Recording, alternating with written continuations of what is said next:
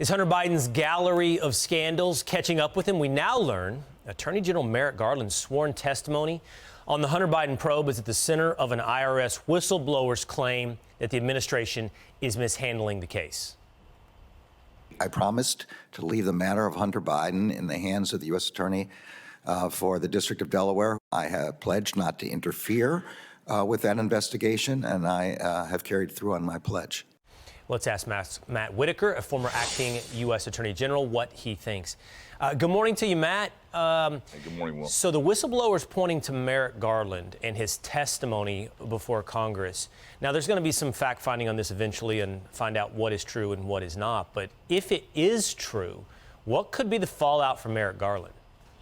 Well, it could be significant, and it's, very concerning that the Attorney General of the United States would be putting his thumb on the scale of an investigation. These investigations are typically handled by the professionals at the Department of Justice, and Merrick Garland, as you saw there, told us that he was not interfering and was not going to interfere. But it's very clear as this whistleblower's testimony is coming to light, and we still have a lot more to learn in this regard, but it is obvious to me that this case is not being treated in regular order. And that was one of the things that I made sure while I was Attorney General to emphasize was how we were going to follow regular order. We weren't going to cut corners, weren't going to take exceptions in cases. We were just going to follow the facts and the law. And I think this whistleblower is going to tell us that the Biden administration, through Merrick Garland, is actually running interference for Hunter Biden, trying to keep him out of trouble. Well, Matt, I can't wait to get your take on this. It's absolutely terrifying and fascinating. An ex-CIA chief claims he helped organize the infamous 2020 letter that labeled Hunter Biden's laptop story as disinformation. This is acting CIA Director Mike Morrell saying, and I believe he's saying at the direction of Tony Blinken, he got the famous spies who lied. That was the cover of the New York Post. You remember, was it 51 former, high-level intelligence officials who told us the falsehood that laptop story was disinformation.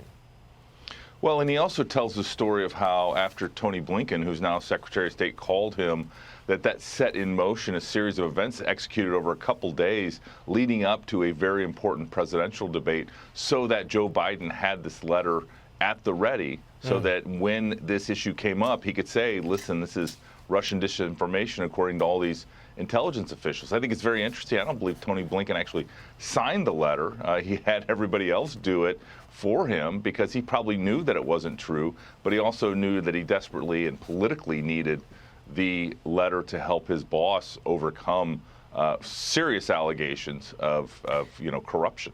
So I'm curious, Matt, how do you think that would work? So Blinken tells Morrell, hey, go gather up these intel executives, these intel high-level officials.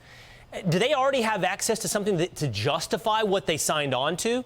Or, it gives me such skepticism in our national security apparatus that they would sign on to something like this, nakedly political, with something that we now know is false, and I presume they had no real information to back up this falsehood at the time. But they're like, yeah, cool, we'll sign on to that?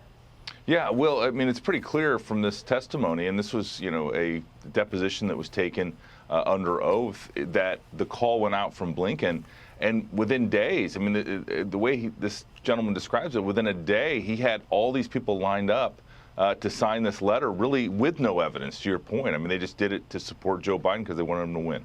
That is insane. And these are the people that are in charge of, well, everything. Everything. Yeah. Michael Hayden, Leon Panetta, on and on and on and on. I'm more concerned with the fact that they all run our country than even this particular falsehood. It's what this particular falsehood reveals. All right, Matt, thanks so much for being with us this morning. All right, my friend. See you soon. I'm Steve Ducey. I'm Brian Kilmeade. And I'm Ainsley Earhart. And click here to subscribe to the Fox News YouTube page to catch our hottest interviews and most compelling analysis.